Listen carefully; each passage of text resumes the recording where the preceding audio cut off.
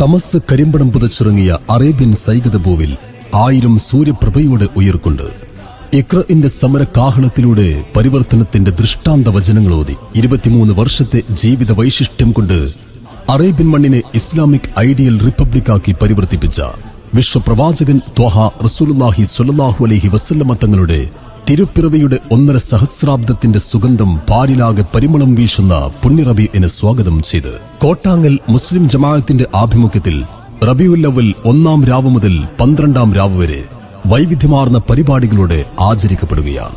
മൗലിദ് പാരായണം, നബിദിന ഘോഷയാത്ര, പൊതുസമ്മേളനം, ഹന്ദൂരി നേർച്ച, അവാർഡ് ദാനം, 13-14 തീയതികളിൽ വിദ്യാർത്ഥികളുടെ കലാ വൈജ്ഞാനിക പരിപാടികൾ എന്നിവ അരങ്ങേറുകയാണ്.